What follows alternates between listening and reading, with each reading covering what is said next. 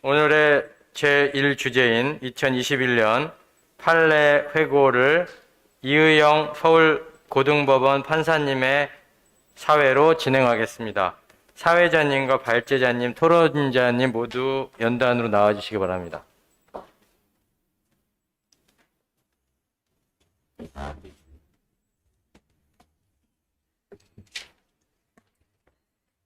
네, 오늘 2022년도 첫 학술대회에서 이렇게 뜻깊게 사회를 보게 되어 영광입니다. 저희 오늘 다 그 순서지에도 나와 있긴 했지만은 그래도 저희 발표자님들, 토론자님들 소개를 다시 드리도록 하겠습니다. 2021년 국제조세 판례 회고라는 제목으로 우리 박설아 판사님께서 좋은 발표문을 써주셨는데요. 박 판사님은 고려대학교 법학과를 졸업하시고 47회 사법시험 합격, 사법연수원을 38기로 수료하셨습니다. 그리고 AI CPA 시험도 합격하셨고 시립대학교 세무전문대학원에서 석사와 박사를 모두 취득하셨습니다. 그리고 굉장히 열심히 많은 논문 쓰시고 활동 왕성하게 하고 계신 것으로 알고 있습니다. 그리고 제 오른쪽으로 보이는 곽상민 서장님, 첫 번째 토론자신데요. 사법시험 제 45회 시험 합격하시고 사법연수원 35기로 수료하셨습니다. 서울대학교에서 박사과정, 세법 박사과정 수료하셨고 잘 아시다시피 세제실과 조세심판원에서 오래 근무하시고 저와 같이 대법원 연구관실에서도 같이 근무를 했었습니다. 지금 현재는 도봉 세무서장으로 재직하고 계십니다. 논문도 많이 쓰시고 많은 활동하고 계시죠. 그리고 윤진규 변호사님 마지막으로 소개 올립니다. 윤진규 변호사님은 역시 또 세법으로 서울대학교에서 세법 석사학위를 받으셨고 사법시험 43회 합격하셔서 사법연수원 33기로 수료하셨고 법원에서 오래 근무하시고 저랑 같이 대법원 재판연구관실에서도 조세조에서 근무하시다가 최근 법무법인 세종에서 지금 근무하고 계십니다. 오늘 좋은 발표 그리고 토론 기대하겠습니다. 제가 발표자께는 한 30분 정도 시간을 드리면 되겠죠. 그리고 토론자들께는 10분씩 그렇게 시간을 드리고 한 분씩 토론 마치고 대답을 하는 게 더 편하겠죠. 네, 그게 좋을 것 같아요. 겹치지 않더라고요. 토론문 보니까요. 그래서 그러면 그렇게 시작하겠습니다. 지금 1시 35분이니까 2시 5분까지 맞춰 주십시오.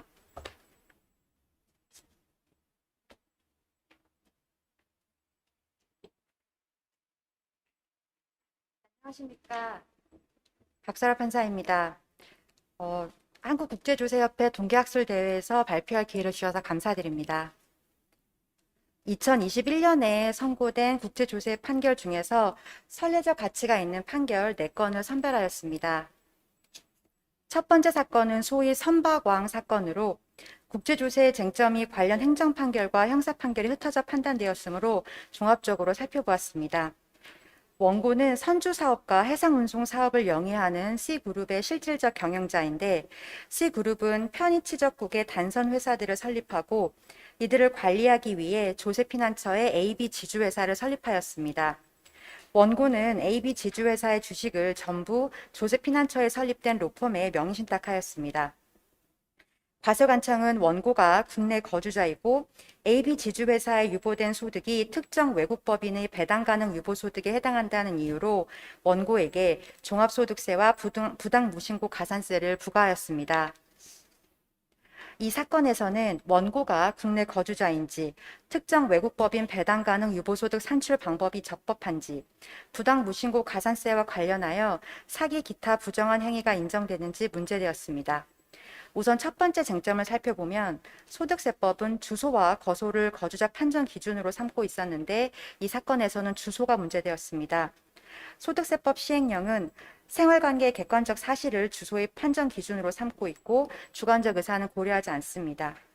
환송전 원심은 생계를 같이 하는 가족들의 국내 거주, 국내에서의 직업 활동 및 경제 활동, 국내 자산 보유 현황, 주민등록지, 의료보험 혜택을 받은 점 등을 고려해서 원고가 국내 주소를 가지고 있다고 판단하였는데 위 고려 요소들은 생활관계의 객관적 사실을 구성하는 고려 요소들로서 향후 거주자성이 문제되는 사건에서 주요 판단 기준이 될 것으로 보입니다. 특정 외국법인 배당간주 제도 또는 조세피난처 세제란 조세피난처 소재 외국법인에 유보된 소득이 국내 주주에게 배당된 것으로 간주하여 과세하는 제도를 의미하고 조세피난처로 소득을 부당하게 이전하거나 유보하여 국내 조세를 회피하는 것을 막는 데 주된 목적이 있습니다. 1심부터 대상 판결에 이르기까지 원고가 직접 주식을 보유한 AB 지주회사만 특정 외국법인인지 아니면 이들을 통해 간접적으로 주식을 보유한 단선회사들도 특정 외국법인에 포함되는지 견해가 일치하지 않았고 배당 가능 유보소득 산출 방법도 제각각이었습니다. 조세피난처 세제와 관련된 구체적인 쟁점으로는 단선회사들이 특정 외국법인에 포함되는지, AB 지주회사에 조세피난처 세제가 적용되는지, 그리고 연결 재무제표에 기반한 배당 가능 유보소득 산출 방법이 적정한지 문제되었는데요. 우선 피고는 환송후 원심에서 단선 회사들이 소득의 실질 귀속자가 아니어서 특정 외국법인에 해당하지 않고 AB 지주회사만 특정 외국법인에 해당한다고 주장하였습니다. 대상 판결은 조세 회피 목적이 없다는 이유로 선박을 실질적으로 지배 관리한 능력이 없는 단선 회사들을 소득의 실질 귀속자로 보았는데 국세기본법 14조 1항에 규정되지 않은 조세 회피 목적을 고려한 것이 타당한지 의문이 들 수 있습니다. 이와 관련하여 법문에 규정되지 않은 조세 회피 목적을 국제거래에 대해서만 요구하는 것은 조세법률주의에 반한다는 비판도 있습니다. 그러나 대법원은 국내 거래와 국제 거래를 구분해서 국제 거래에 대해서만 조세 회피 목적을 요구하는 것이 아니라 조세 회피 행위를 부인하기 위해 거래를 재구성할 때 조세 회피 목적을 요구하고 이는 국내 거래와 국제 거래가 다르지 않습니다. 대상 판결의 경우 명목 회사를 통한 조세 회피가 문제된 사안이기 때문에 조세 회피 목적을 요구한 것입니다. 다만 명목회사를 통한 조세회피 행위는 국조법 3조 3항에 우회거래를 통한 조세회피 행위 유형으로 포섭될 수 있으므로 위 규정을 실질과세 원칙의 근거 조항으로 삼는 것이 더 바람직할 것으로 보입니다. 다음으로 환송 후 원심은 AB 지주회사가 조세피난처 세제가 적용되는 특정 외국법인에 해당하지만 자체 소득이 없어서 배당 가능 유보소득 산출 과정 중 최소 금액을 공제할 회사 수에서는 제외된다고 보았습니다. 하지만 특정 외국법인의 실제 발생 소득이 최소 금액 1억 원을 초과하지 않으면 조세피난처 세제가 적용되지 않으므로 AB 지주회사에는 아예 조세피난처 세제가 적용되지 않습니다. 이 사건에서는 AB 지주회사의 연결 재무제표만 작성되었을 뿐 AB 지주회사 및 단선회사들의 개별 재무제표가 작성되지 않았습니다. 그런데 원고는 이 사건 연결 재무제표가 미국 회계 기준에 따라 작성되었으므로 거주지국에서 일반적으로 인정되는 회계 원칙에 의하여 산출된 처분전 이익이익분과 다르다고 주장하였습니다. 그런데 거주지국 회계 원칙에 따라 배당 가능 유보소득을 산출하도록 한 것은 별도로 우리나라 회계 원칙에 따라서 재무제표를 작성하는 수고를 하지 않도록 배려한 것이고 거주지국 회계 원칙에 따라 재무제표를 작성하지 아니하였다는 이유만으로 과세를 포기하는 것은 공평과세 원칙에 반합니다. 다음으로 배당 가능 유보소득은 특정 외국 법인별로 개별 재무제표상 처분적 이익 이익여금을 기준으로 산정하는 것이 원칙인데 AB 지주회사의 각 연결 재무제표를 기준으로 배당 가능 유보소득을 산정한 것이 적법한지 문제되었습니다. AB 지주회사는 별도의 수익이 없으므로 AB 지주회사의 각 연결 재무제표상의 당기순이익은 단선 회사들의 손익을 합산한 것인데 연결 재무제표 작성 시 단선 회사들의 당기순이익과 당기순손실이 서로 차감되어 연결 재무제표에 기재된 당기순이익은 단선 회사들의 당기순이익을 합한 금액보다 적습니다.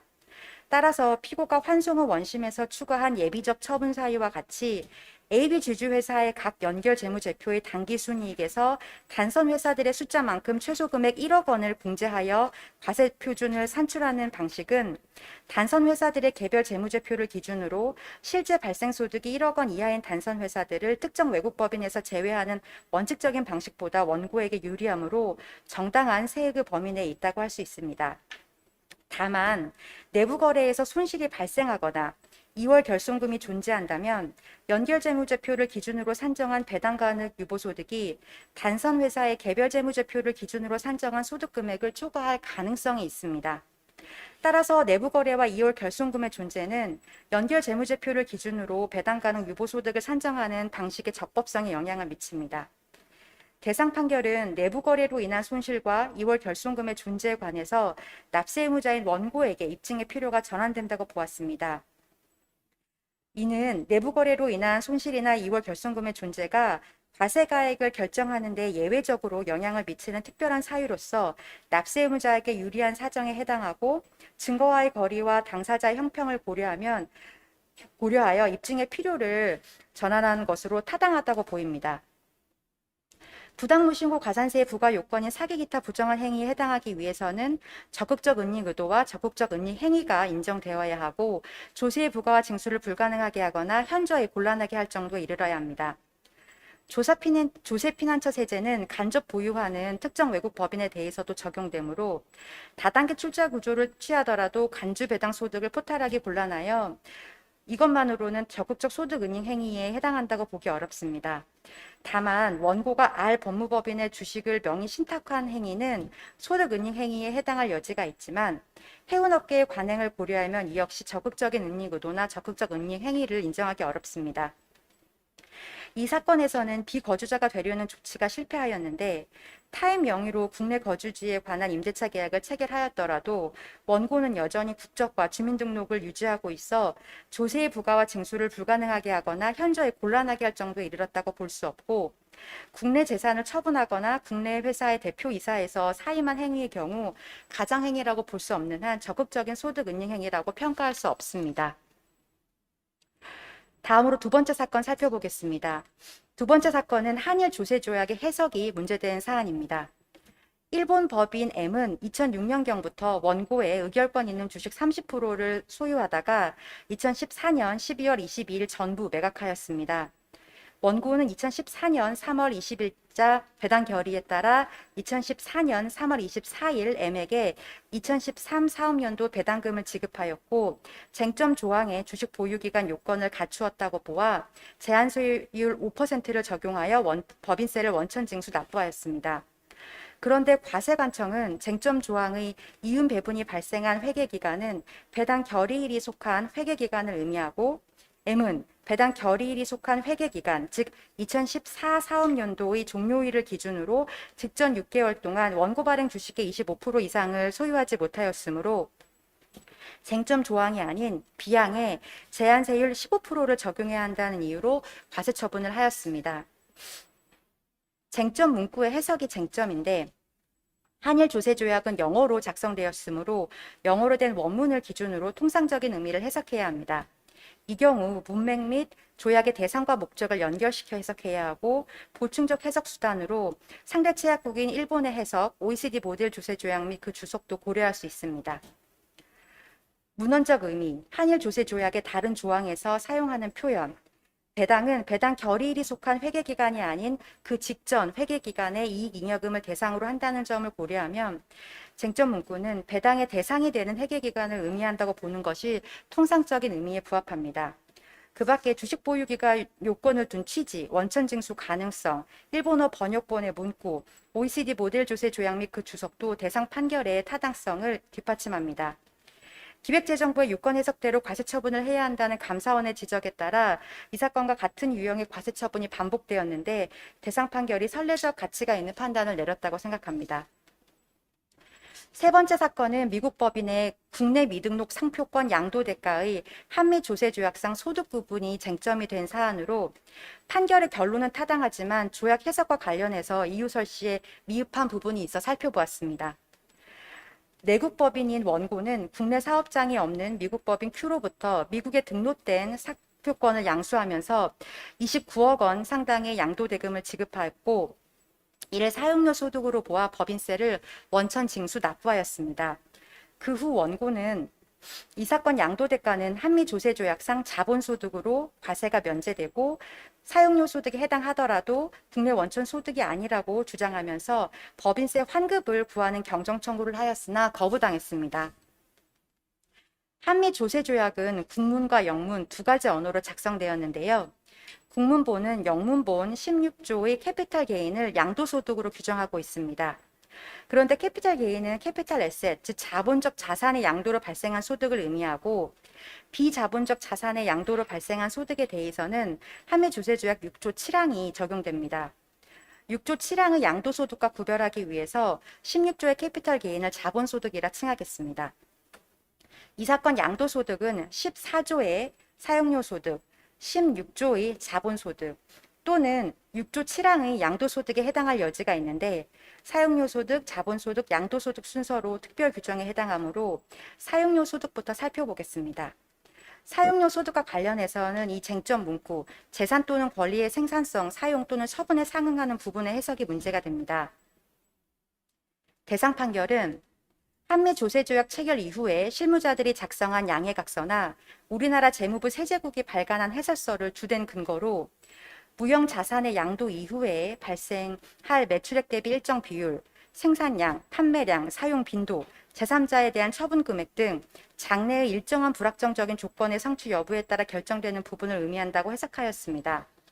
그런데 양해각서나 해설서는 비엔나 협약의 31조는 물론 32조의 보충적 해석수단에도 해당하지 않으므로 대상 판결이 이를 주된 해석수단으로 삼은 것은 의문입니다. 공통해석의 원칙상 타방체약국의 법률과 판례를 보충적 해석수단으로 삼을 수 있는데 국내법에서는 쟁점 문구와 같은 규정을 두지 않은 데 반해 미국 내국세법은 쟁점 문구와 같은 규정을 두고 있으므로 그 의미를 살펴보겠습니다. 미국 내국세법 865조는 양도소득에 대해서 거주지국 과세 원칙을 규정하면서 D항에서 무형자산에 대한 예외를 규정하고 있는데 무형자산의 양도대가가 변동대가에 해당하면 사용료소득으로 취득합니다. 한미조세조약의 사용료소득 규정은 미국 내국세법의 원천 판정 기준을 그대로 차용한 것입니다. 미국 내국세법 시행규칙에 따르면 변동대가란 판매 가격의 일정 비율, 생산량, 판매량 등에 연동하여 양도대가가 산정되는 것을 의미합니다. 따라서 이 사건 양도대가는 변동대가로 볼 수 없어 사용료소득에 해당하지 않습니다. 다음으로 자본소득에 해당하는지 살펴보겠습니다. 대상 판결은 한미조세조약 2조 2항에 따라 미국법에 근거하여 조약 16조 1항의 자본적 자산의 의미를 해석해야 한다고 보았습니다. 그러나 한미조세조약 2조 2항 전문은 원천지국, 즉 국내법에 따른 해석, 후문은 상호 합의에 관한 규정이므로 2항으로부터 곧바로 미국법에 따라 조약을 해석해야 한다는 결론이 도출되진 않습니다. 미국법은 비엔나 협약 32조의 보충적 해석수단으로 고려되는 것입니다. 자본적 자산이라는 용어는 미국 내국세법에서 차용한 개념인데요. 미국 내국세법 1221조는 자본적 자산에 관한 정의 규정을 두고 있는데 자본적 자산에 해당하지 않는 자산을 열거하고 이를 제외한 자산을 모두 자본적 자산으로 보는 방식을 취하고 있어 자본적 자산의 개념과 범위를 파악하는 일은 꽤 까다롭습니다. 자본적 자산에서 제외되는 자산에는 167조에 의해 감가상각하는 사업용 자산과 납세자가 직접 개발한 특허권이나 저작권 등 권리가 포함되는데 상표권은 사모에 열거되어 있지 않고 197조에 의해 감가상각하므로 2호에도 포함되지 않습니다. 결국 상표권은 자본적 자산에 해당하고 이 사건 양도대가는 자본소득에 해당하여 국내조세가 면제됩니다. 이 세 번째 판결의 같은 원고가 국내 사업장에 없는 미국 법인으로부터 이번에는 국내 미등록 특허권을 양수하고 고정 대가를 지급한 사안에서 특허권 양도 대가가 사용료 소득에 해당하지만 국내 원천 소득이 아니라고 본 선행 판결이 있었습니다. 그런데 위 양도 대가는 변동 대가에 해당하지 않아서 사용료 소득으로 볼 수 없습니다. 다음으로 자본소득에 해당하는지 살펴보면 2017년 개정 전 미국 내국세법에 따르면 특허권은 167조에 의해 감가상각한 사업용 자산인 경우에만 자본적 자산에서 제외됩니다. 따라서 이 사건 특허권이 167조에 의해 감가상각한 사업용 자산이라면 이 사건 특허권 양도대가는 양도소득에 해당하여 미국의 원천이 있고 그렇지 않으면 자본소득으로서 국내 조세가 면제됩니다. 어느 경우에나 국내 원천 소득으로 볼 수 없지만 대상 판결이 소득 구분을 잘못한 점은 아쉽습니다. 마지막 상권의 쟁점은 미국 법인이 지급받은 국내 미등록 특허권 사용료가 국내 원천 소득에 해당하는지 여부입니다. 미국의 유한책임 회사인 원고는 내국 법인 H에 이 사건 권리에 사용권을 부여하고 사용료를 지급받았는데 이 사건 권리에는 미국 및 제3국에 등록된 특허, 국내에 등록된 특허 출원 상태에 있는 기술이 모두 포함되었습니다. H는 이 사건 사용료를 사용료 소득으로 보아 법인세를 원천 징수 납부하였는데 원고는 국내 미등록 특허권에 대한 사용료여서 국내 원천 소득에 해당하지 않는다고 주장하면서 법인세 환급을 구하는 경정 청구를 하였으나 거부당했습니다. 대상 판결은 이 사건 권리에 특허 출원 상태에 있는 기술이 포함되어 있음에도 선행 대법원 판례의 법리를 그대로 적용하였는데요. 선행 대법원 판례는 한미 조세 조약의 해석상 특허권의 사용은 특허권이 등록된 국가 내에서만 이루어질 수 있으므로 국내 미등록 특허권의 사용료는 국내 원천 소득으로 볼 수 없다는 입장입니다. 이에 대응하기 위하여 2008년 개정 법인세법은 93조 8호 단서 후문에 쟁점 규정을 신설하였습니다. 이러한 쟁점 규정의 신설에도 불구하고 대법원은 기존의 입장을 고수하였는데요. 그 논리 구조는 다음과 같습니다. 첫째, 쟁점 규정으로 인해 국내 미등록 특허권 등이 국내에서 제조 판매돼 사용된 경우에는 법인세법상 국내 원천 사용료 소득에 해당한다. 둘째, 그런데 한미 조세조약상 특허권의 속지주의 원칙에 의해 국내 특허 실시권의 사용 대가만 국내 원천 사용료 소득으로 볼 수 있다. 셋째, 이렇듯 법인세법상 원천집 판정과 한미조세조약상 원천집 판정이 충돌하는데 국조법 28조에 따르면 조세조약상 국내 원천 소득 구분이 우선하므로 국내 미등록 특허권 사용료는 한미조세조약상 국내 원천 소득이 아니다라는 것입니다. 대상 판결은 선행 대법원 판례의 법리를 그대로 적용하여 국내에 등록된 특허에 대한 사용료에 대해서만 국내 원천 소득을 인정하였습니다. 대법원과 과세당국의 상반된 견해 차이는 특허가 특허법에 의하여 보호되는 권리인 특허 실시권과 특허의 내용인 특허 물질 또는 기술 정보라는 두 가지 측면에서 문제될 수 있음을 간과하였거나 또는 인지하였더라도 이를 명확히 하지 않은 데서 비롯된 것 같습니다. 국내 미등록 특허권에 대한 사용료는 해당 특허가 등록된 국가에서 특허 실시권의 침해로 인한 손해배상 또는 특허 실시권을 허여받는 대가로 지급될 수도 있고 국내 제조 판매 과정에서 특허 기술을 사용하는 대가로 지급될 수도 있습니다. 그런데 특허 기술의 사용료가 법인세법상 국내 원천 사용료 소득으로 볼 수 없다는 견해가 있으므로 살펴보겠습니다. 선행 대법원 판례의 의미를 해석함에 있어 대법원이 특허권 사용의 의미보다는 국내 미등록 특허가 공개된 기술 정보로서 법인세법상 국내 원천 사용료 소득의 과세 대상인 무형자산에 해당할 수 없다는 점에 착안하여 국내 미등록 특허의 사용 대가를 국내 원천 소득이 아니라고 판단하였다는 견해입니다. 그러나 쟁점 규정은 특허 기술을 사용료 소득의 과세 대상인 무형자산으로 규정함과 동시에 특허 기술을 사용의 의미를 정의한 규정이므로 특허 기술의 사용료는 법인세법상 사용료 소득에 해당합니다.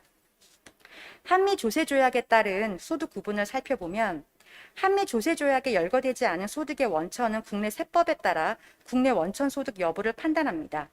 따라서 특허 기술이 공개된 기술로서 한미 조세조약에 규정된 무형자산에 해당하지 않는다면 국내 세법에 따라 국내 원천 소득 여부를 판단해야 하므로 특허 기술의 사용료 소득을 국내 원천 소득으로 볼 수 있습니다. 반면 특허 기술이 한미 조세조약에 규정된 무형자산에 해당한다면 특허 기술의 사용지를 어떻게 판단하느냐에 따라 국내 원천 소득 여부가 달라집니다. 그래서 특허 기술의 사용지를 살펴봐야 되는데요.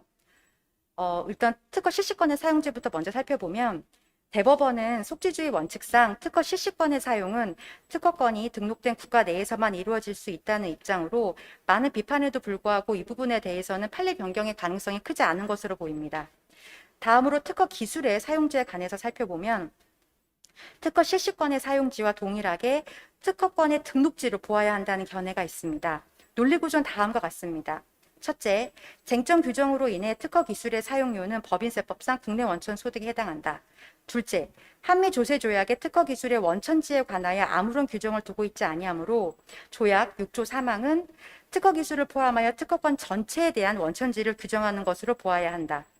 따라서 한미 조세 조약에 따르면 특허 기술의 원천지는 특허가 등록된 곳이다. 셋째, 특허 기술의 원천지 판정과 관련하여 법인세법과 한미 조세 조약이 충돌하는데 쟁점 규정 문헌 자체에서 한미 조세 조약이 국내 원천 소득 판단 기준을 배제한다는 입법자의 의도가 드러나지 않았으므로 한미 조세 조약이 원천 판정 기준에 따라야 한다. 대상 판결은 위 견해의 논리 구조 중 3부분을 국조법 28조에 따라 조세조약의 국내 원천 소득 구분이 법인세법상 국내 원천 소득 구분보다 우선한다는 논리로 대차하였습니다. 그런데 위 견해 중 논리의 연결고리가 되는 이 부분에 동의하기 어렵습니다. 조약 6조 3항을 특허 기술을 포함하는 특허권 전체에 대한 원천지 규정으로 본다고 해서 특허 기술의 사용지를 특허권의 사용지와 반드시 동일하게 볼 이유가 없습니다. 조약 6조 3항은 무형자산의 사용지를 원천지로 규정하고 있으므로 특허 기술이 사용되는 곳을 원천지로 보면 됩니다. 특허 기술은 특허 실시권과 달리 반드시 등록해야만 사용할 수 있는 것이 아니므로 속지주의 원칙에 구속되지 않습니다. 따라서 위 논리 구조 중 3부분도 성립하지 않습니다. 법인세법상 원천지 판정과 한미조세조약의 원천지 판정이 충돌한다고 단정할 수 없기 때문입니다. 결국 한미조세조약상 어느 곳을 특허 기술의 사용지로 보아야 하는지 해석이 필요한 문제입니다. 대상 판결의 논리 구조 중에서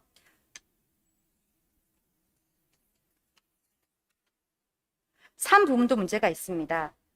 국조법 28조는 법인세법과 국제조세조약상 국내 원천 소득의 구분이 상이한 경우 조세조약을 우선한다는 규정인데 이는 국내 원천 소득의 구분에 관해서 조세조약이 특별법적 위치에 있음을 확인하는 규정에 불과합니다. 여전히 한미조세조약상 특허기술의 사용지를 어디로 보아야 하는지 해석이 필요합니다. 그런데 한미조세조약 2조 2항은 조약에서 정의되지 않은 용어는 달리 문맥에 따르지 아니하는 한 국내법에 따라 내포하는 의미를 가질 수 있다고 규정하고 있습니다. 한미조세조약은 무형자산의 사용의 의미에 관하여 정의하고 있지 않고 쟁점 규정은 특허기술의 사용의 의미를 정의하는 국내법 규정에 해당하므로 한미조세조약 6조 3항의 특허기술의 사용지를 해석할 때 적용될 수 있습니다. 따라서 쟁점 규정에 따라 국내에서 특허 기술이 제조 판매 과정에 이용된 경우에는 국내를 사용지로 보아야 하므로 특허 기술의 사용료 소득은 한미 조세 조약의 해석상으로도 국내 원천 소득으로 볼 수 있습니다. 다만 쟁점 규정이 한미 조세 조약의 문맥에 반한다면 한미 조세 조약상 사용의 의미를 해석할 때 적용할 수 없으므로 쟁점 규정에 따른 해석이 한미 조세 조약이 문맥에 반하는지 살펴볼 필요가 있습니다. 한미조세조약은 이중과세 방지를 목적으로 하므로 한미조세조약상 사용의 의미에 국내 미등록 특허의 이용 행위를 포함하여 해석하는 것은 원천 충돌을 야기하여 한미조세조약의 문맥에 반한다는 견해가 있습니다. 국내법에 따른 해석으로 인해서 이중과세 또는 이중비과세의 결과를 초래하고 그러한 결과를 막을 수 있는 문맥상 해석에 관해 심도 있는 논의가 있었다면 문맥상 해석에 따를 수도 있습니다. 하지만 한미조세조약의 문맥상 사용의 의미가 명확하다고 할 수 없고 쟁점 규정으로 인한 이중과세의 결과를 막을 수 있는 문맥상 해석에 관하여 심도 있는 논의가 이루어졌던 것도 아닙니다. 따라서 이중과세 위험의 존재만으로 쟁점 규정의 적용을 배제할 수는 없다고 생각합니다.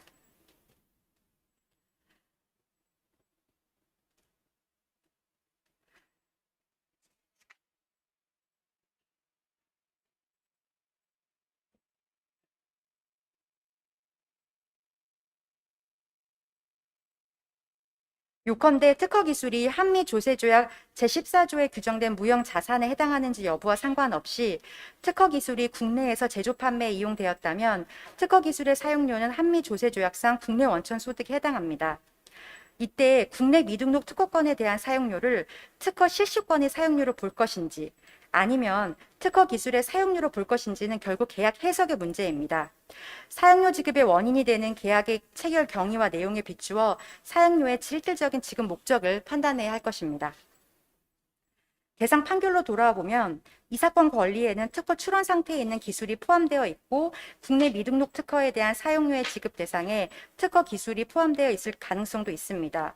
그럼에도 대상 판결은 특허 실시권에 사용료가 문제되었던 선행 대법원 판례의 법리를 그대로 적용하였다는 점에서 아쉬움이 남습니다. 게다가 말씀드렸다시피 국조법 28조는 한미조세조약 2조 2항에 따라 한미조세조약상 사용의 의미를 해석할 때 국내 세법의 적용을 배제하는 규정이 아닙니다. 그럼에도 대상 판결은 한미조세조약상 특허기술 사용의 의미를 해석함에 있어 쟁점 규정이 적용되어야 함을 간과한 점이 아쉽습니다. 쟁점 규정에도 불구하고 대법원이 기존 입장을 고수하자 2019년 개정 법인세법은 국내 원천 사용료 소득의 과세 대상에 사용지 기준 조세 조약에서 사용료의 정의에 포함되는 그 밖에 이와 유사한 재산 또는 권리를 포함시켰고, 국내 미등록 특허의 침해로 인한 지급 대가는 국내 원천 기타 소득으로 규정한다는 규정을 두었습니다. 한편 국조법 28조는 2018년 12월 31일 개정 시 삭제되었습니다. 제1신설 규정은 특허기술이 법인세법상 사용료 소득의 과세 대상인 무형 자산에 해당한다고 명확히 규정하였다는 점에서 의의가 있습니다.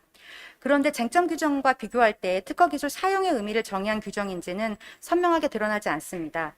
만일 제1신설 규정의 괄호 안의 문구를 특허기술 사용의 의미를 정의하는 규정으로 선회할 수 있다면 특허기술의 사용료는 한미조세조약상 국내 원천 소득으로 해석할 수 있을 것 같습니다.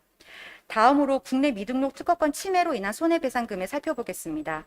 우선 제2신설 규정이 신설되기 전에는 특허권 침해로 인한 손해배상금은 특허권 침해라는 불법 행위를 특허권의 사용으로 포섭하여 사용료 소득으로 보던지, 아니면 국내에 있는 부동산 및 그 밖의 자산이나 국내에서 경영하는 사업과 관련하여 받은 손해배상금으로 보아 기타 소득으로 구분할 수 있습니다.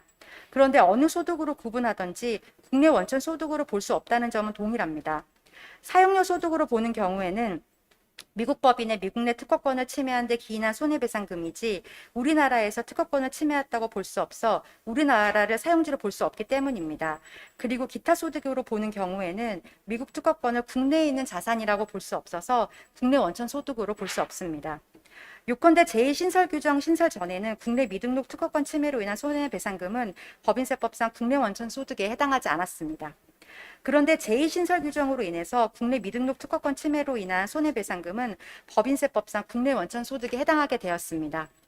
그러나 법인세법상 과세권이 인정되더라도 한미조세조약상 우리나라의 과세권이 제한되는지 살펴봐야 되는데요. 만약 사용료 소득으로 구분한다면 한미조세조약 해석상 특허권이 등록된 국가 외에서 특허권의 침해가 발생할 수 없다는 것이 선행 대법원 판례에 확립된 입장이므로 여전히 국내 원천 소득으로 볼 수 없을 것입니다. 다만 사용료 소득으로 구분하지 않는다면 한미조세조약에서 열거하고 있는 다른 소득으로도 포섭하기 어려워 한미조세조약 6조 9항에 따라 국내법에 따라 소득 원천을 결정해야 하고, 이 경우에는 신설 규정에 따라 제2신설 규정에 따라 국내 원천 소득이 인정됩니다. 그런데 대법원은 제2신설 규정이 신설되기 전에 특허권 침해로 인한 손해배상금을 한미조세조약상 사용료 소득으로 구분하였으므로 제2신설 규정 후에도 여전히 사용료 소득으로 구분할 가능성이 높습니다. 왜냐하면 제2신설 규정은 법인세법상 소득 구분에 관한 규정으로서 한미조세조약의 소득 구분에 영향을 미치지 않기 때문입니다. 한편 특허권 침해로 인한 손해배상금 중 증액 손해배상은 징벌적 손해배상의 성격을 가지므로 사용료 소득으로 보기 어렵다는 견해가 있는데 타당한 지적이라고 생각합니다. 다만 특허권 침해 사건의 경우 대부분 소송 외에서 화해계약을 통해 약정금을 지급하는데 이 경우에는 증액 손해배상금이 포함되어 있다고 보기 어렵습니다. 결국 제2신설 규정에도 불구하고 국내 미등록 특허권의 침해로 인한 손해배상금을 국내 원천 소득으로 판단할 수 있는 경우는 많지 않을 것으로 보입니다. 네, 지금까지 경청해 주셔서 감사합니다. 네, 박 판사님 발제 감사합니다. 작년 선고된 주요 판결, 대법원 판결 2건, 그리고 서울고등법원 판결 2건, 둘 중에 하나는 이제 대법원에서 심불 기각된 사건이었는데요. 대해서 아주 깊이 있는 분석과 또 본인의 견해를 또렷하게 밝혀주신 것 같습니다. 토론이 기대됩니다. 먼저 곽 소장님 토론해 주시죠. 5분에서 10분 시간 준수해 주십시오. 네, 토론을 맡게 된 박상민이라고 합니다. 먼저 박설아 판사님의 훌륭한 발표에 감사드립니다. 2021년에 선고된 국제조세 관련 판결 2건 등에 대해서 그 내용을 잘 소개해 주셨고, 이에 대한 충실한 분석과 함께 판결의 의의를 잘 정리해 주신 것 같습니다. 발표는 더욱더 명료하게 잘 해주신 것 같고요. 다시 한번 여러 쟁점에 대해서 고민해 볼 수 있는 좋은 기회가 되었습니다. 발표자 의견에 전반적으로 동의하지만 그 토론자의 역할에 충실하기 위해서 몇 가지 드는 생각들에 대해서 간략히 말씀드리고 발표자의 고견을 여쭈고자 합니다. 먼저 그 소위 선박 사건을 말씀드리겠습니다. 헌방화 사건이 워낙 쟁점도 많고 복잡한 사건에 형사 사건도 엮여 있고 해서 내용이 복잡했던 것 같은데 깔끔하게 잘 정리해 주신 것 같습니다. 다만 그 거주자 문제나 그 거주자 문제나 실질 귀속자나 가산세에 관한 문제는 상당 부분 이미 정리가 되어 있던 내용이기 때문에 이번에 대해 토론을 생략하고 이게 보면서 발표문이 굉장히 양이 많아서 그 판례라고 보기보다는 굉장히 양이 많아서 조금 다음에 조금 수정하실 때는 조금 양을 줄이시는 것도 좋을 방법일 것 같습니다. 그냥 개인적으로 말씀드리면 그 거주자 문제 같은 경우는 요즘 이렇게 직접적인 거주자 문제는 소위 그 왕 시리즈를 통해서 많이 정리가 된 것 같고요. 요즘에는 오히려 최근에 일본 프로축구 선수들이나 아니면 여러 가지 동남아 사례들에서 이중 거주자에서 그 타이브레이크 룰 적용 문제가 조금 더 요즘은 더 문제가 많이 되어 오는 것 같습니다. 그래서 그 부분도 보완해 주시면 좋은 생각이 들 것 같고요. 그 선박왕 사건은 그 배당 가능 유보 소득을 조항을 적용해서 과세를 한 그 많지 않은 사례고 대표적인 사례였던 것 중에 하나였던 것 같은데 아무래도 그 당시 여러 가지 사회적 분위기나 그 여러 가지 내용들로 인해서 일단은 과세를 유지하는 쪽으로 많이 방향을 조금 잡아놓고 그 판례가 분석을 하다 보니까 조금 중간중간에 아쉬운 내용들이 많은 것 같습니다. 아쉽다기보다는 잘 이해가 안 되는 부분들이 조금 많은 것 같은데, 거기에 대해서 몇 가지만 제 개인적인 생각을 말씀을 드리겠습니다. 먼저 이제 환송 후 원심이 유보소득을 계산한 방법은 그 환송 판결에서 단선회사를 특정 외국 범인에 포함시켰기 때문에 불가피하게 이제 그런 방식을 좀 사용했던 것 같습니다. 하지만 그 자체를 보면 출발점이 지주회사의 지주회사 기준에서 이익을 사용했기 때문에 결론적으로 보면 과세에 있어서 단선회사 수를 늘려서 조금 차감해준 것 외에는 큰 차이가 없는 결과가 되었습니다. 물론 원칙을 밝혀서 단선회사도 여기 특정 외국 범인에 해당하는지 여부를 먼저 밝혔는데 해당은 하지만 도저히 더할 방법이 없으니까 그럼 제2의 방법으로 지주회사의 이익을 사용해서 과세를 하겠다라는 그렇게 돌아오는 방법은 큰 의미가 있었지만 과연 이게 그 기존에 그러면 어쨌든 그렇게는 불구하고 기존의 환송 판결에서 밝힌 명확하게 계산 방식은 그 환송 후 원심이 위반한 것으로 보이는데 이 부분에 대해서는 어떻게 생각하시는지 궁금합니다. 그리고 이와 관련해서는 애당초 이 문제가 발생했던 이유는 지금은 계속 연결 이익을 사용했다고 이렇게 해서 환송 후 원심이 하는데 그 이유는 단선 회사의 재무 제표 자체도 없다는 것이었습니다. 그래서 편의 취적을 통해 설립한 단선 회사들은 그 장부조차도 제대로 갖춰지지 않고 사실상 그냥 지주회사가 모든 것을 포함하는 것처럼 장부를 다 계산해서 하나로 이제 만들었으니까 이게 과연 그 기존에 알고 있던 개별 재무제표를 기준으로 연결을 해서 이익을 뽑아낸 것인가? 애당초 거기서부터 출발이 조금 잘못되지 않았나 저는 이제 그런 생각이 조금 들어서 오히려 이제 단선회사는 너무 판례가 그 조세회피 목적과 이제 소득 귀속 부인을 연결시키면서 너무 집착한 나머지 어떻게든 이제 그 단계를 넘어서기 위해서 한번 짚고 가다 보니까 조금 과하게 특정 외국 법인에 단선회사를 포함시킨 결과가 아닌가 이제 그런 생각이 조금 들었습니다. 이에 대해서 발표자 의견이 궁금하고요. 그리고 그럼 결국 결과적으로 이제 그 환송 후 원심이 계산한 방법은 어쨌든 그래 정당한 세액을 계산해야겠지만 못하겠으니 제2의 방법으로 보충적으로 이렇게 계산했는데 그게 어쨌든 납세의무자 유리하니까 괜찮다는 거 아니냐. 그런데 저는 이제 판례에서 이런 태도를 취한 것을 사실 이 판례 외에는 본 적이 없는 것 같습니다. 그러면 이제 국제조세 영역에 있어서는 이런 보충적인 계산을 지배 영역이나 납세 의무, 입증 책임 전환 등을 통해서 이렇게 예외적인 과세를 계속 허용할 수 있는 건지 아니면 그 배당 가능 유보 소득에 대해서만 이렇게 적용하는 건지 아니면 그런 경우에 어떤 요건에서 가능한 것인지에 대해서 또 발표자 의견을 약간 궁금하고요. 또 판결을 다른 측면에서 본다면 입증 책임 전환을 한 것인데 기존에 최근에 홀리데이인 사건이나 여전히 보여왔던 그 판례의 그 입증 책임 전환에 대한 그 부정적인 태도와 비춰보면 이 판결에서 너무 입증 책임 전환을 쉽게 허용한 듯한 느낌이 들고 최소한 그 내부 거래 같은 경우에는 애당초 연결 이익을 쓰려면 당연히 내부 거래를 제어해 줘야 됩니다. 그래서 이거는 필요 경비의 개념이 아니고요. 최초에 출발하는 소득 금액 그 자체를 증명하는 문제에 해당하는 것으로 보여서 이 문제에 대해서는 오히려 납세 의무자가 내부 거래가 있다는 게 입증할 게 아니라 이것을 사용하려면 없다는 점에서 오히려 과세관청이 입증을 해야지 그 출발이 가능할 것으로 보이는 측면도 있는데, 뭐 아무튼 이런 개별 조금 뭐 큰 틀은 아니지만 좀 디테일한 부분들이 너무 좀 설명이 안 되는 부분이 많아서 오히려 이제 뭐 판례가 결론을 정해놓고 조금 너무 맞춰간 그런 느낌이 드는 게 아닌지 모르겠습니다. 아무튼 이에 대해서 전반적으로 그냥 발표자 의견을 좀 궁금합니다. 다음으로 그 배당 관련해서 그 보유 기간에 관한 문제가 있는데, 뭐 판례가 이제 판례의 의견에 대해서는 잘 설명해 주셨고 발표자도 같은 취지인 걸로 보입니다.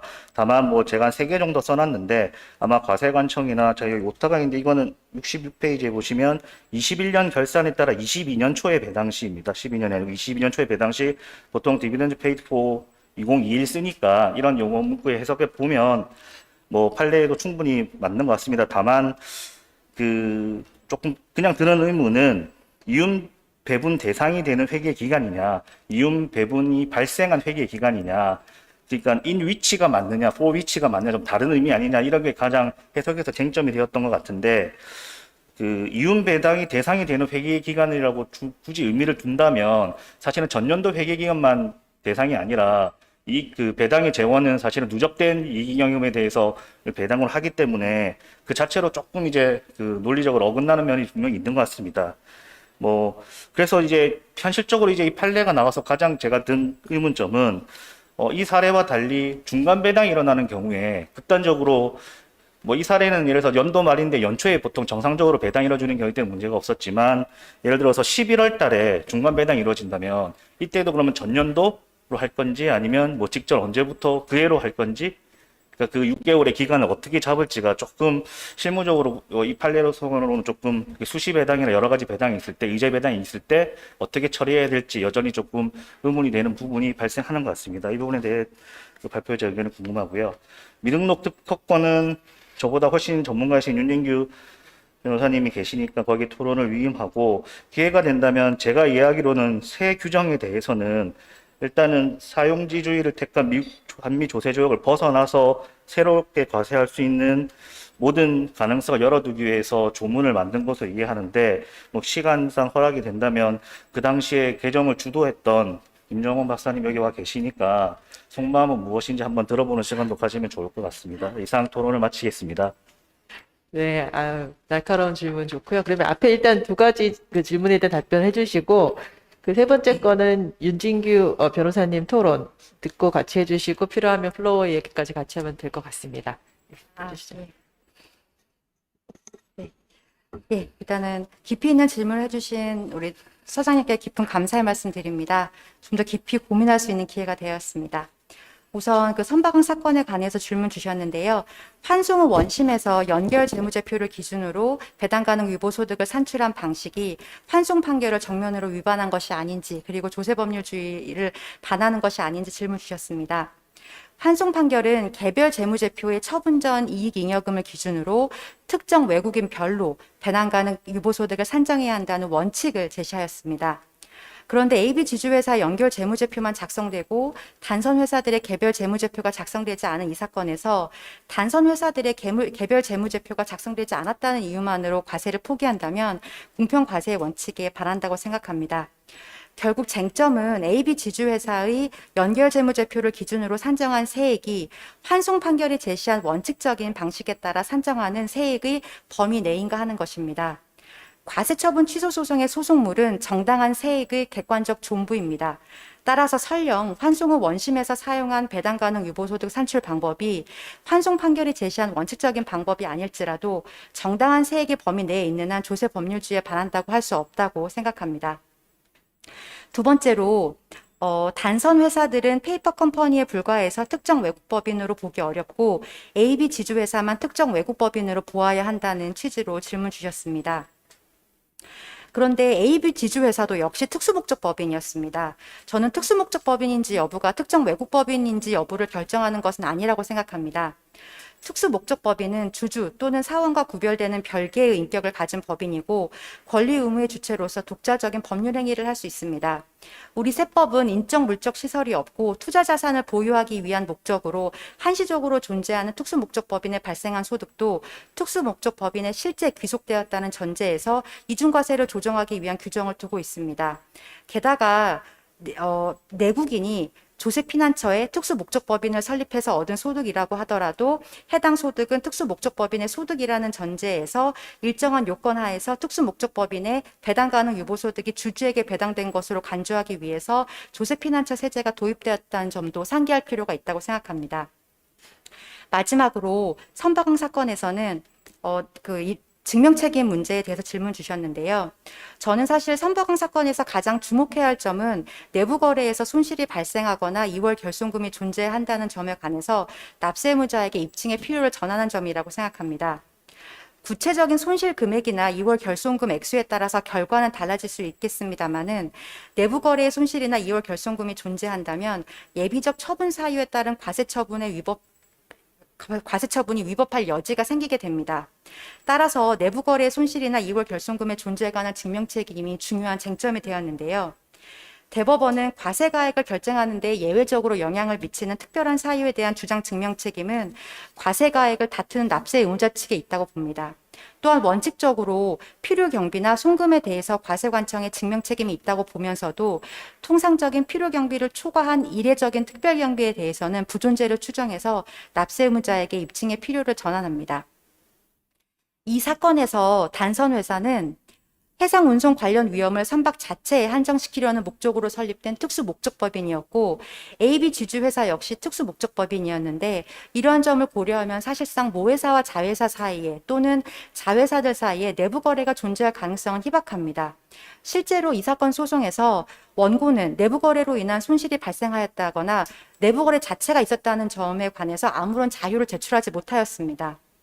이러한 단선 회사들과 AB 지주회사의 특성을 고려하면 내부 거래의 손실과 이율 결손금의 존재는 배당 간주 금액을 결정하는 데 예외적으로 영향을 미치는 특별한 사유에 해당한다고 볼 수 있고 이러한 특별한 사정에 대해서는 입증의 곤란이나 당사자 사이 형평을 고려하여 입증의 필요를 납세의무자에게 전환할 필요가 있다고 생각합니다. 요컨대 대상 판결은 단순히 국제조세 사건이어서 국제거래 사건이어서 과세 자료가 납세 의무자의 지배 영역에 있다는 이유로 입증 책임의 전환을 인정한 것이 아니라 내부 거래의 손실과 2월 결손금의 존재라는 특별한 사유에 대해서 부존재의 추정을 인정하고 입증의 필요를 전환한 것으로 보입니다. 토론자님께서는 과세관청이 내부 거래가 없다는 점을 증명해야 한다는 고견을 주셨는데 이는 과세관청의 부존재 사실의 증명을 요구하는 것이어서 너무 가혹한 것 같습니다. 한일 조세 조약 해석과 관련해서 토론자님께서 적절히 지적하신 바와 같이 쟁점 문구를 직역하면 배당 결의에 속하는 회계기간이라는 해석도 이른 자연스러운 해석으로 볼 수 있습니다. 그러나 비엔날 협약에 따르면 조약 문구의 통상적인 의미는 문맥뿐만 아니라 조약의 대상과 목적에 비추어 해석되어야 하는데 조약 전체에 사용된 표현, 주식 보유기간 요건의 취지, 원천 징수 가능성 등을 고려하면 대상 판결처럼 배당의 대상이 되는 회계기간이라고 해석하는 것이 비엔날 협약에 따른 조약 해석 원리에 더 부합한 것으로 보입니다. 주식 보유기간을 주된 취지를 장기적인 직접 투자의 촉진이라고 보기 어렵고 만일 쟁점 문구를 과세관청의 주장대로 배당 결의에 속하는 회계기간이라고 해석하면 낮은 제한세율을 받기 위해서 배당 직전에 주식 보유 비율을 일시적으로 높이는 남용 행위를 막을 수가 없습니다.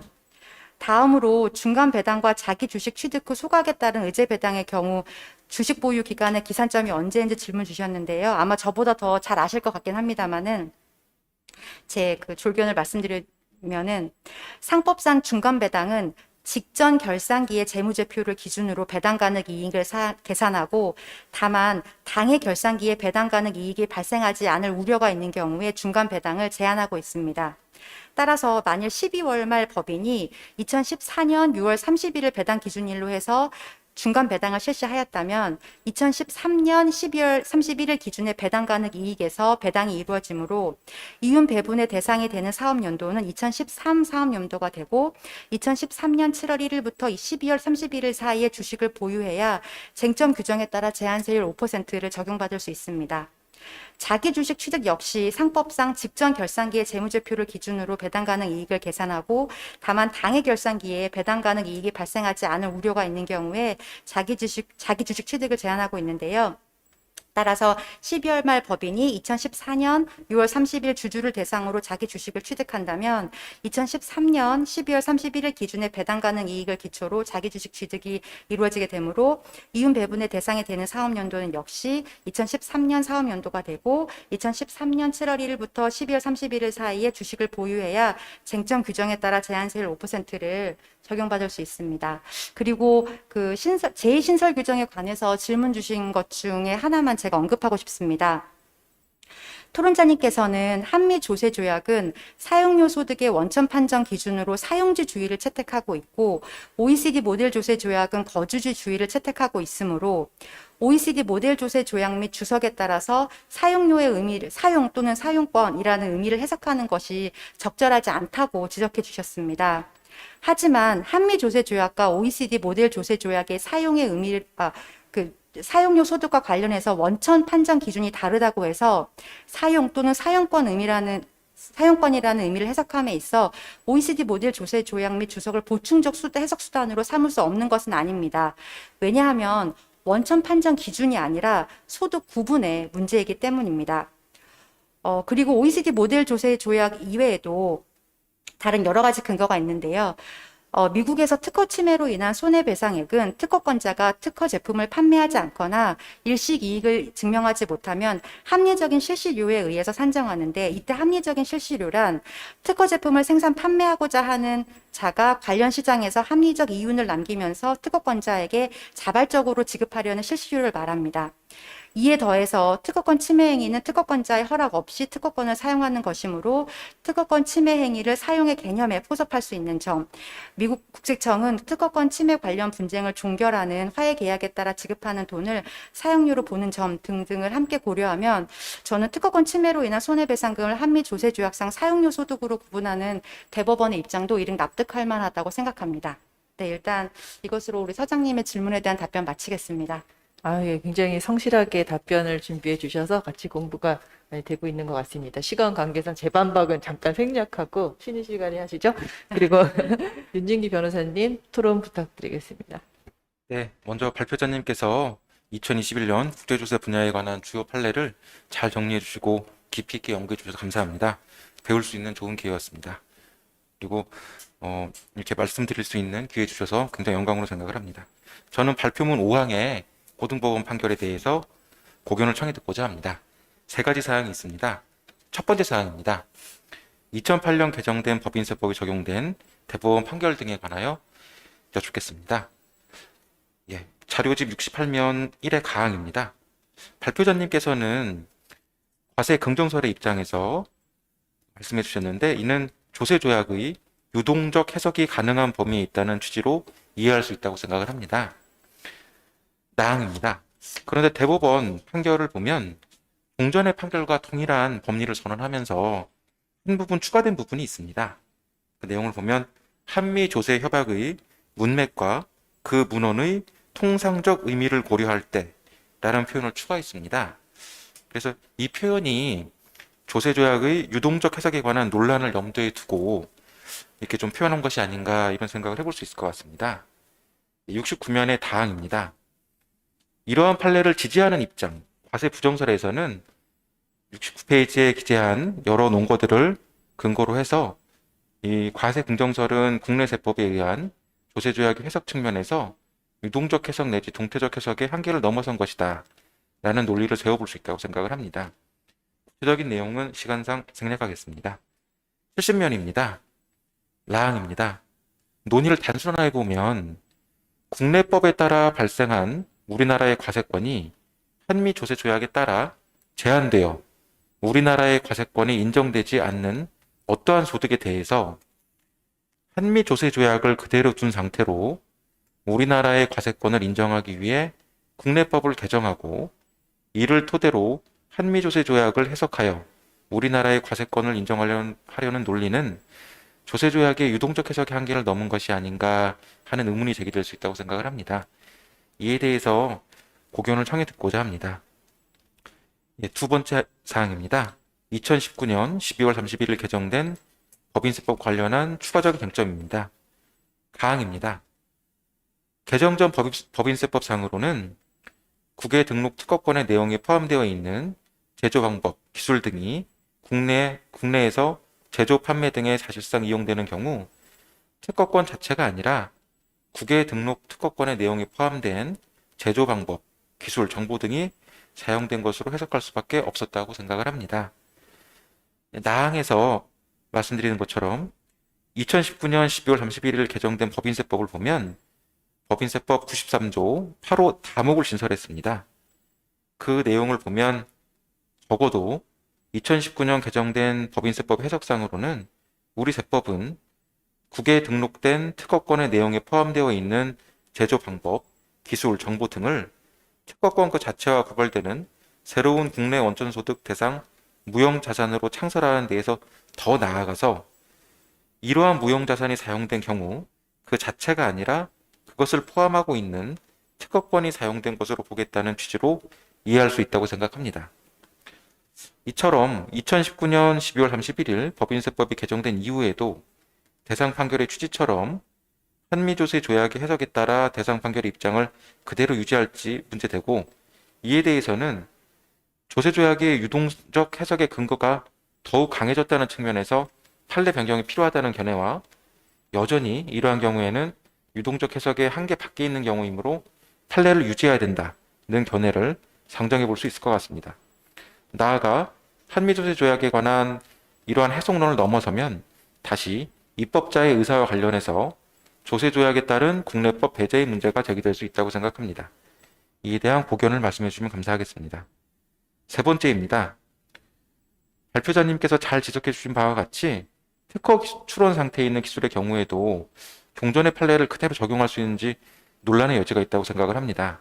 즉, 종전의 판례는 기본적으로 특허권의 속지주의에 기초해서 한미조세 조약을 해석하는 논리인데, 특허 출원 상태에 있는 기술에 대하여도 종전의 판례를 그대로 적용한 고등법원 판결이 과연 충분한 이유를 제시하고 있는지 다소 의문이 있습니다.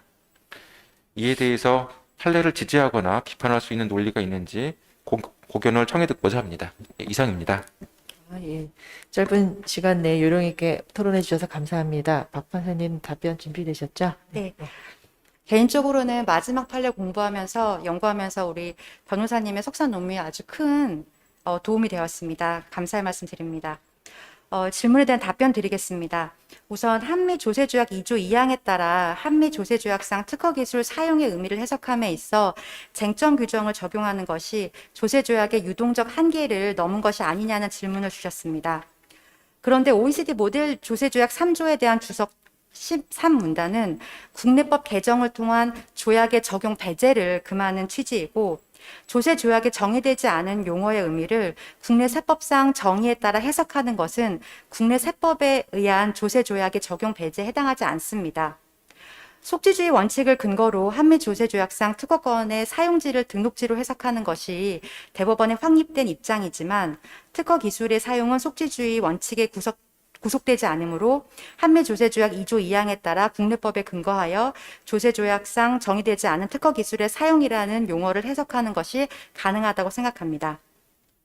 대법원이 한미조세조약상 특허기술의 사용지를 해석함에 있어 쟁점 규정의 적용을 부인하고자 한다면 한미조세조약의 어떤 문맥이 쟁점 규정에 따른 해석과 다른 해석을 하도록 만드는지 명확히 밝혀야 합니다. 대법원은 2016도 42883 판결에서 한미조세협약의 문맥과 그 문헌의 통상적 의미를 고려할 때 라는 표현을 추가하였지만 어떤 문맥을 의미하는지 밝히지 않았습니다. 발표문에 기재한 바와 같이 저 개인적으로는 쟁점 규정에 따른 해석이 한미조세조약의 문맥에 반한다고 생각하지 않습니다. 다음으로 제1신설 규정에 관한 질문에 대한 답변 드리겠습니다. 변호사님께서는 쟁점 규정은 그러니까 2008년 개정세법에 따른 쟁점 규정은 특허 기술을 국내 원천 소득 대상 무형 자산으로 창설하고 특허 기술 사용의 의미를 정의하는 규정이지만 2019년 개정 법인세법에 따른 제1신설 규정은 여기서 더 나아가서 특허권 사용의 의미를 정의하는 규정으로 해석하신 것으로 보입니다. 그런데 송구하게도 저는 쟁점 규정과 제1신설 규정에 큰 차이점이 없다고 생각합니다. 제1신설 규정은 본문과 가로 부분으로 나누어져 있는데요. 사용지 기준 조세 조약에서 사용료의 정의에 포함되는 그 밖의 이와 유사한 재산 또는 권리, 이 부분은 사실 그 특허권이 이미 감옥에 이미 규정이 되어 있으니까 이 제1신설 규정의 본문 부분은 특허 기술이 공개된 기술로서 국내 원천 소득 대상 무형 자산이 아니라는 비판에 대응해서 특허 기술이 무형 자산임을 분명히 한 규정으로 저는 해석하였습니다. 그리고 괄호 부분의 내용은 사실상 쟁점 규정과 거의 동일합니다. 대법원의 확립된 판례에 따르면 특허권의 속주주의 원칙상 우리나라에 등록되지 않은 특허권은 우리나라에서 사용될 수 없기 때문에 이 제1신설 규정의 괄호 안의 문구 역시 특허 기술이 국내에서 제조 판매 등에 사실상 이용되는 경우를 특허 기술 사용의 의미로 정의한 것으로 볼 수 있습니다.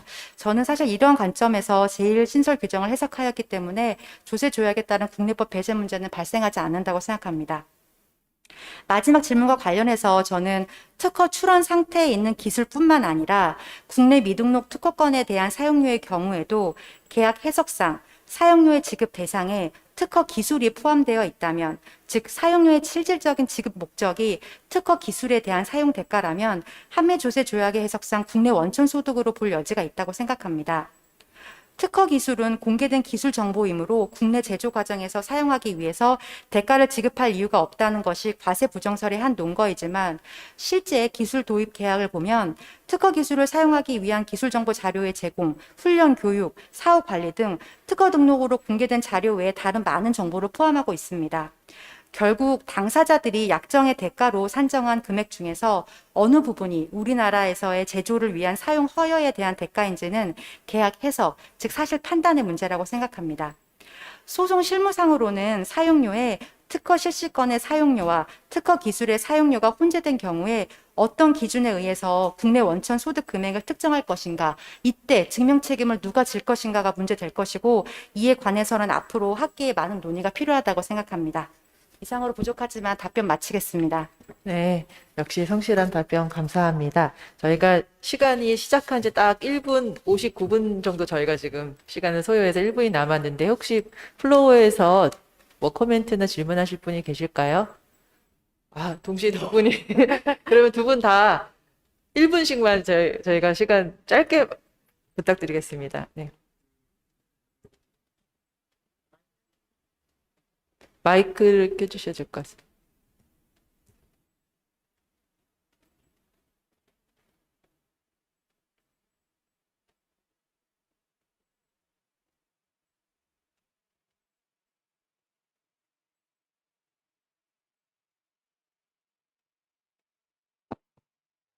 감사합니다. 발제 잘 들었고요. 그 발제자분께 하나 여쭤보려고 합니다. 의견을. 3번 판례 있죠? 2018도 54408 판결, 한일 조세 조약에 관한 판결이죠. 아, 네. 예, 거기에서 그 영어로 두 부를 작성을 했고, 그리고 이제 국문본은 국회 동의를 받기 위한 번역본이다라고 하는 그런 이제 특별한 사안이 있는데, 제가 그 판결문을 보니까 그것에 대해서 구체적으로 그 설시를 하지는 않고 있습니다만, 여하튼 그 국문본과 영문본 간의 의미의 차이가 있을 수 있는 상황에서 이 판단에서는 특별한 그런 이유는 제시하지 않았지만 여하튼 영문본의 해석을 따라간 것으로 이해를 했습니다. 만약에 영문본과 국문본 두 개를 원본으로 하는 조세 조약이 있다. 예를 들어서 현재의 한미 조세 조약이 되겠습니다.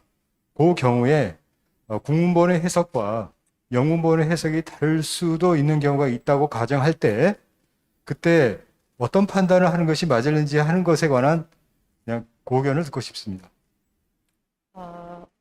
네, 일단 지금 다시 한번 제가 확인하고 싶은데 질문 주신 게 국내 미등록 상표권 양도 대가의 소득 구분이 문제되었던 그러니까 한미 조세 조약 죄송합니다만 그건 아니고요.